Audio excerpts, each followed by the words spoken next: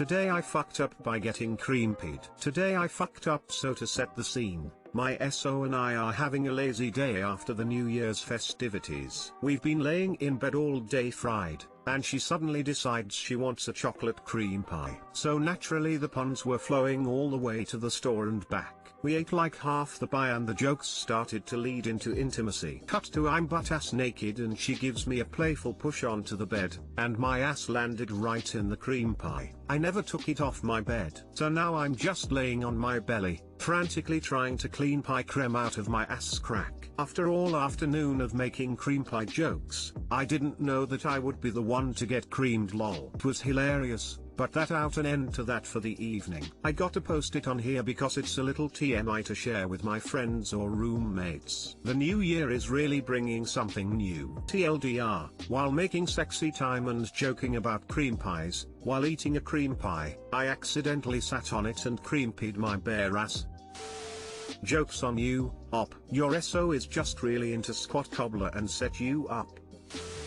What a misleading title. Not the cream pie we were expecting, but not unpleasant either. Good thing you weren't making jokes about hot Carls. Today I fucked up by googling hot Carl. It took me a minute to realize that a chocolate cream pie wasn't a sexual thing. This foodie sex theme reminds me of when I got sauerkraut squeezables that were in bottles and had different flavoring. Well, for some reason, I just learned about girls having periods and stuff and I wanted to experience the sensation as close as I could, so I grabbed a bottle of the good stuff and plugged it in my back door. It actually stung a little, filling up my poop chute. I think there's something slightly acidic in the sauerkraut water, but I digress. I put on my sister's panties and used my mom always and went about the rest of my day with the shredded slosh of sauerkraut ebbing out of my flared starfish, irritated in its passing of tangy rectal fluids and mega tapeworm-esque sheddings as I grimaced and puckered my hand sock. At the end of the day, underneath all the slaw soaking my always, there was a bit of blood, and the cramps I had leading up to my intestines were throbbing like a uterine homicide, so I think it was a success, and since then, I've always been very understanding of periods, even unwrapping my sister's always in the trash to give it a cuddle. What?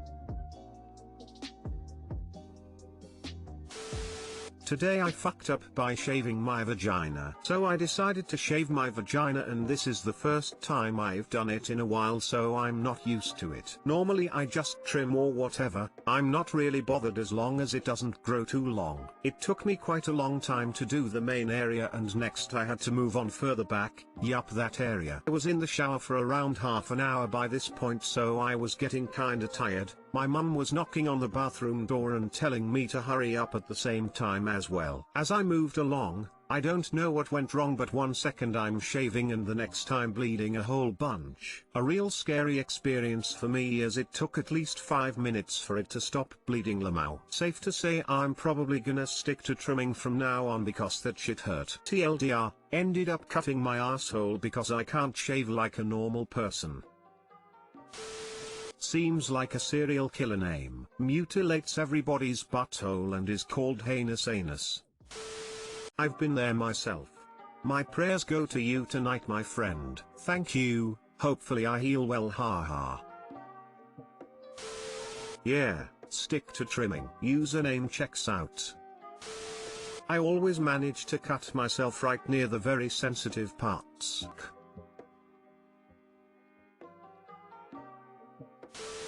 Get a men's beard trimmer, they're cheap and you can adjust height. Go guardless on the back and find your comfort zone on the front. This, then use conditioner after, wash, then lotion. Softens the hair, cuts down on razor burn.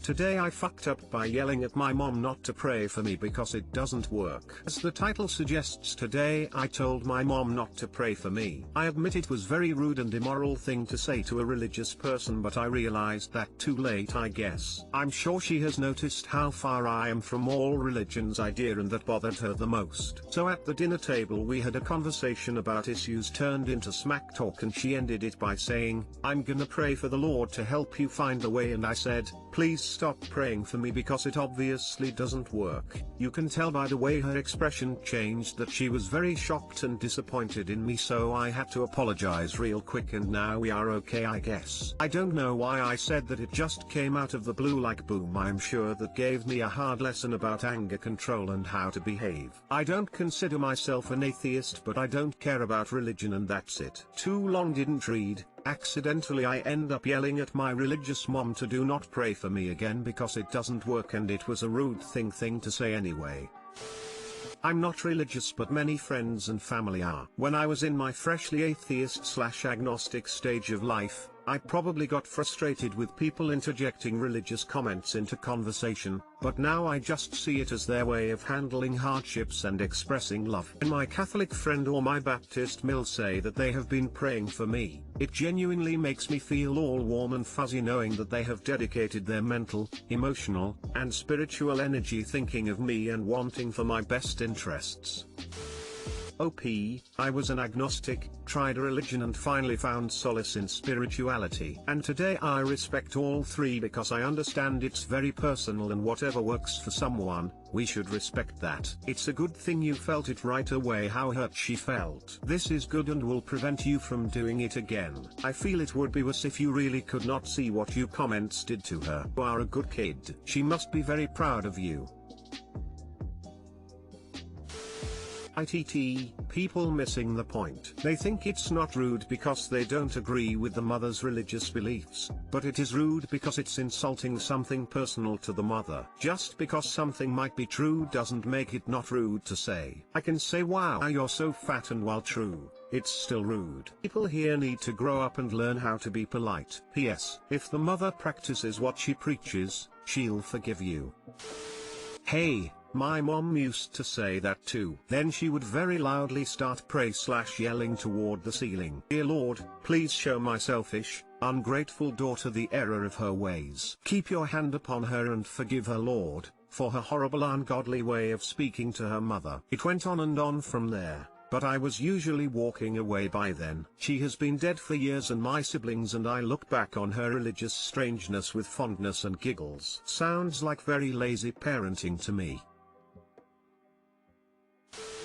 Whether anyone is religious or not, what happened between you and your mum is a good example of thinking before speaking in moments of heated conversations. It's so easy to hurt with words and makes life difficult if you have areas of life you cannot talk about. It's easier to respect others' ideas and opinions but quietly say you either don't agree or have no opinion on it. Less upsetting that way.